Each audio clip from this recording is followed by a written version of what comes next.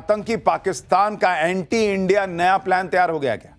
Sunday को Asia cup के final में पाकिस्तान और इंडिया का मैच है। क्या पाकिस्तान उसमें बड़ा तमाशा करने वाला है? आईसीसी का तमाशा पाकिस्तानी क्रिकेटर्स पर फाइन के साथ सूर्य कुमार यादव को भी गलत क्यों बताया भाई?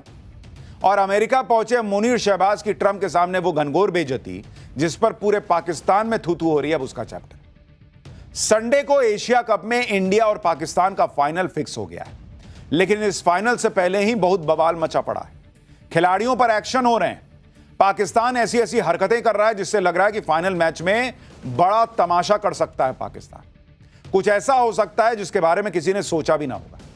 इंडिया पाकिस्तान के 2 मैच एशिया कप में हो चुके हैं। पहले मैच में जो विवाद हुआ उसकी गूंज अभी तक चल रही है। एक दूसरे के खिलाफ टीम्स कंप्लेन कर रही हैं। हैंडशेक वाला विवाद हुआ, इसमें पाकिस्तान की तगड़ी बेइज्जती हुई, लेकिन बेइज्जती पाकिस्तान पैसे के लिए सह भी गया। लेकिन अब जब एशिया कप में इंडिया पाकिस्तान के बीच फाइनल होने जा रहा है तो पाकिस्तान ने नया तमाशा शुरू कर दिया है, क्योंकि उसके खिलाड़ी आतंकियों वाली हरकतें छोड़ तो नहीं रहे हैं।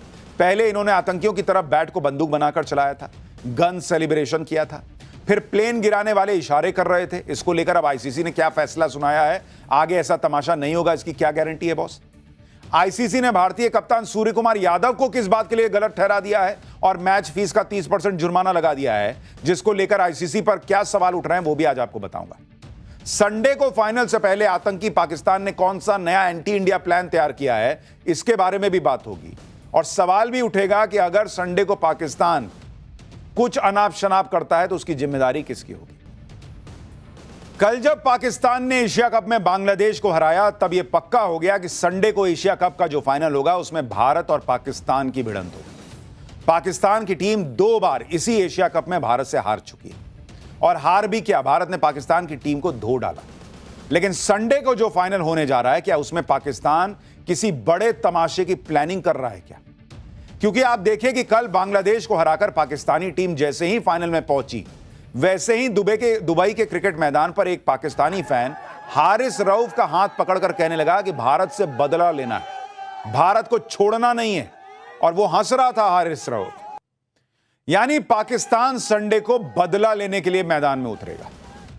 पाकिस्तान के दिमाग में ऐसा कुछ चल रहा है कि कुछ ना कुछ ड्रामा तो करेगा ही, क्योंकि 2 हफ्ते में 2 बार भारत से हारकर पाकिस्तान वाले बेइज्जत हो चुके हैं।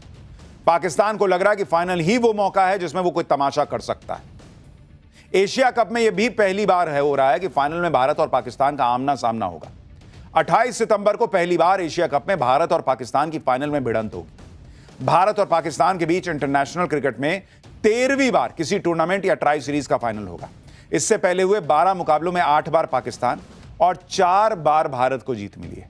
पाकिस्तान से फाइनल में भारत को आखिरी जीत 18 साल पहले 2007 के T20 वर्ल्ड कप में मिली थी। इसलिए पाकिस्तान को लग रहा है कि वो इस बार भी भारत को फाइनल में हराकर एशिया कप जीत लेगा और अपने हुए 2 बार के बदले का अपमान का बदला लेगा। और आप देखिए कि पाकिस्तान में इसको लेकर कैसा जबरदस्त तमाशा चल रहा है। यानी पाकिस्तानी फैंस से लेकर क्रिकेटर्स तक इस फाइनल को लेकर ये अरमान पाले बैठे हैं कि एक बार इंडिया हार जाए फिर हम कुछ तमाशा करेंगे। और आप सोचिए, ये तो 2 कौड़ी का देश है ना बॉस। ये जब हार रहा है तो गन सेलिब्रेशन कर रहा है, ऐसे ऐसे 6-0 कर रहा है। इसकी खुद की इज्जत तो है नहीं। ये तीसरी बार भी हार जाएगा, इसका क्या जाना है? ये तो बेइज्जत होने के लिए बना हुआ देश है। सवाल यह कि हमने क्या हासिल किया एशिया कप में खेल के बॉस? गलती से, भाई स्पोर्ट्स है, कुछ भी हो सकता है। अगर मैच इधर से उधर हुआ और ये तमाशा करेंगे तो जिसके पास इज्जत है उसी की बेइज्जती होगी ना, इनकी तो होनी नहीं है। अब सवाल पूछ रहे जा रहे हैं कि भाई जिन लोगों ने एशिया कप में खेलने के लिए यहां इजाजत दे दी, फाइनल में इधर से उधर हुआ, तो जो ये तमाशा करेंगे उसकी जिम्मेदारी किसकी होगी? देखिए, पाकिस्तान ये भूल रहा है कि भारत 8 बार एशिया कप चैंपियन रह चुका है और पाकिस्तान सिर्फ 2 बार, और दोनों देश पहली बार एशिया कप के फाइनल में भिड़ेंगे। लेकिन उससे पहले ही आईसीसी ने पाकिस्तानी टीम को झटका दे दिया। 21 सितंबर को हुए मैच में साहिबजादा फरहान और हारिस रऊफ ने मैदान पर अपनी आतंकी सोच दिखाई थी। साहिबजादा ने बैट को बंदूक बनाकर फायरिंग का इशारा किया था। हारिस रऊफ ने हाथ से प्लेन गिराने का इशारा किया था। इस उकसावे वाले सेलिब्रेशन पर बीसीसीआई ने आईसीसी और मैच रेफरी एंडी पाइक्रॉफ्ट से शिकायत की। मैदान पर किए व्यवहार के लिए आईसीसी आचार संहिता के तहत लेवल 1 के अपराध का इन्हें दोषी पाया गया। आईसीसी ने दोनों खिलाड़ियों को खेल को बदनाम करने के लिए कड़ी फटकार लगाई। हारिस रऊफ की 30% मैच फीस काट दी गई, लेकिन साहिबजादा को सिर्फ वार्निंग देकर छोड़ दिया गया। आईसीसी ने भारतीय कप्तान सूर्य कुमार यादव के खिलाफ भी चौंकाने वाला फैसला सुनाया।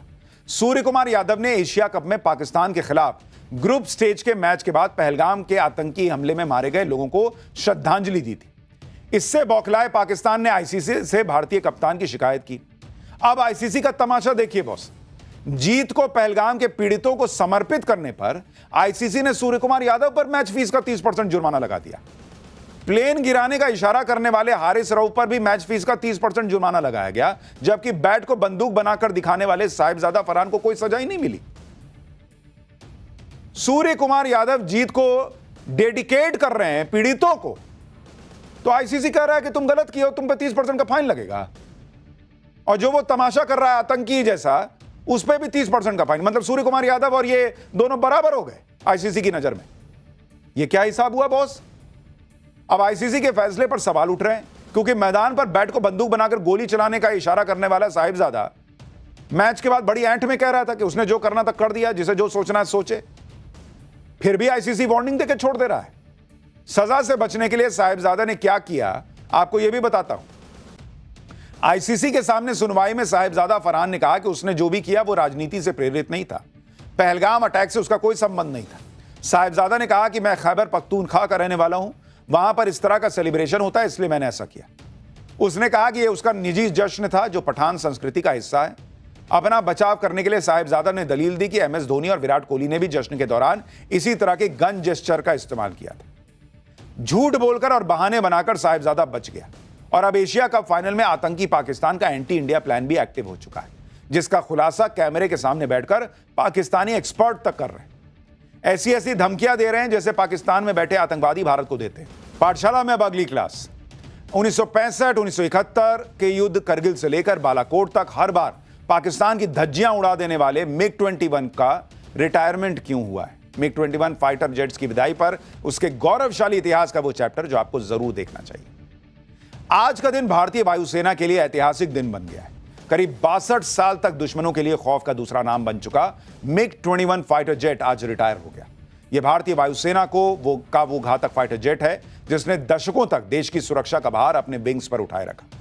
यह मिग-21 फाइटर जेट है जिसने 1965 के युद्ध में पाकिस्तान के आसमान में उड़ान भरी और पाकिस्तान को भारी नुकसान पहुंचाया, जिसने 1971 के युद्ध में पाकिस्तान की हार की स्क्रिप्ट लिखी।